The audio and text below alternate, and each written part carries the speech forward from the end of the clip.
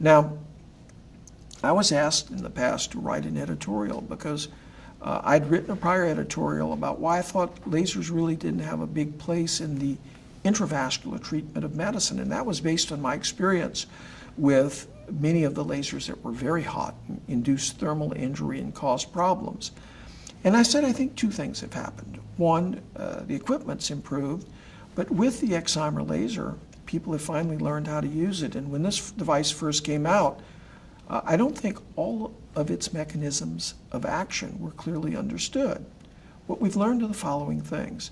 We can ablate no faster than 1 millimeter a second. The single biggest error made with the use of the Excimer laser is rapid advancement of the probe. Secondly, we learned you must never laser in contrast. This causes explosions or percussive waves, and this can result in dissection and perforation, things which were seen in the early use. We've learned about the importance of using saline flush to help sweep away debris and to keep our wires free from sticking. We've learned that excimer laser, unlike the other older lasers which were profoundly thrombogenic, actually has a thrombolytic effect, and we can use this to remove thrombus acutely. And finally, we've learned that whenever we have calcific lesions, these seem to respond better to very high rates of frequency. Now, being a skeptic, I had to do all of my own experiments before I would believe how laser work.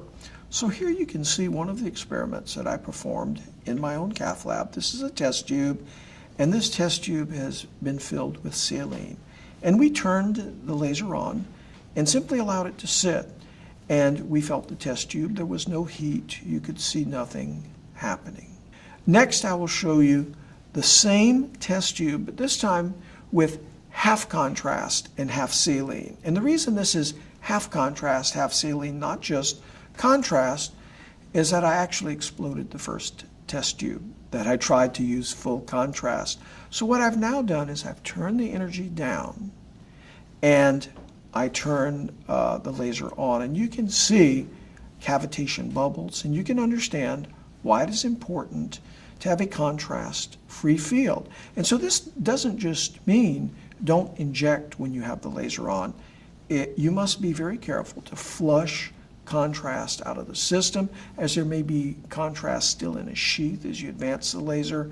It is very, very important to get rid of the contrast. Another very important phenomenon, and I had to do my own experiments here, is the vapor bubble phenomenon. And here you can see as we turn the laser on, there's a bubble which emanates from the tip of the catheter. This is the steam bubble, albeit it is not hot because of the heat sink of the tissues and because of the fact this is given as pulsed beats. You can see that the vapor bubble is much larger than the catheter itself.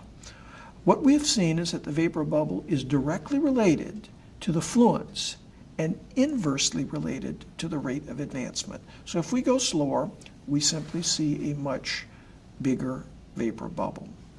Now, what about thrombus? This is a patient, this is an example of an experiment on thrombus. I had drawn blood from this patient that morning and had allowed it to simply coagulate in a tube. This is a makeshift tube. I bought at Lowe's. We sealed the two ends. You see the thrombus. And as we turn the laser on and we allow the laser to move through this column, you can actually see the blood going away. It's not being pushed out. It's actually being photochemically ablated. Now, as you might imagine, whenever we take something from a solid or a liquid state and convert it into a gas, there's more volume.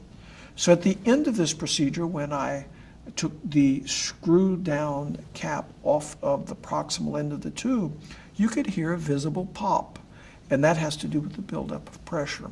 Now, I think this is a very important phenomenon when performing laser atherectomy, because in a long total occlusion, it is very important to initially start with low energies and to go very slowly, turning the laser off occasionally to allow for pressure dissipation rather than to create this very high pressure within an occluded segment.